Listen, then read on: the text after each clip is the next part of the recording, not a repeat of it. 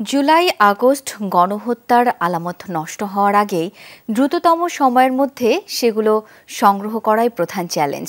শিগগিরই সারা দেশে আলামত সংগ্রহের কাজ শুরু করবে আন্তর্জাতিক অপরাধ ট্রাইব্যুনালের প্রসিকিউশন, জানিয়েছেন নবনিযুক্ত chief prosecutor advocate Tajul Islam. তিনি বলেন, ভারতের সাথে বন্দি বিনিময় চুক্তির মাধ্যমে মানবতা বিরোধী অপরাধের প্রধান অভিযুক্ত শেখ হাসিনাকে ফিরিয়ে আনার চেষ্টা করা হবে।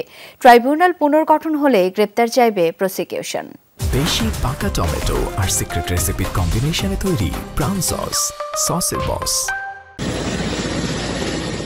গত ৫ আগস্ট শেখ হাসিনা সরকার পতনের পর ছাত্র জনতাকে গণহত্যার দায়ে একের পর এক অভিযোগ জমা হয়েছে আন্তর্জাতিক অপরাধ ট্রাইব্যুনালের তদন্ত সংস্থায়।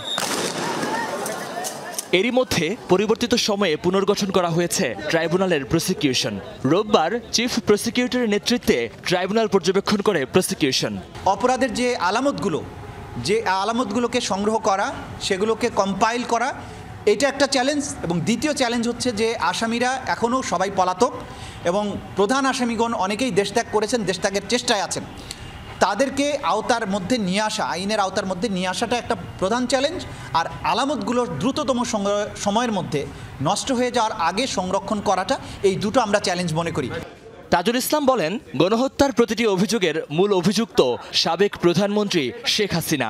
তাই বন্দি বিনিময় চুক্তির মাধ্যমে তাকে ফিরিয়ে আনার চেষ্টা করা হবে। শেখ হাসিনা সরকার তিনি যখন ক্ষমতায় ছিলেন তার সময়ই এই চুক্তিটি স্বাক্ষরিত হয়েছে।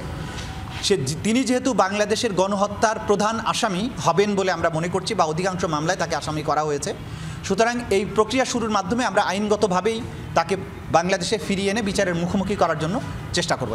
এর আগে ট্রাইব্যুনালে যাদের বিচার হয়েছে তারা ন্যায় বিচার বঞ্চিত হয়েছে বলে অভিযোগ আরেক প্রসিকিউটর গাজী এমএইচ তামিমের।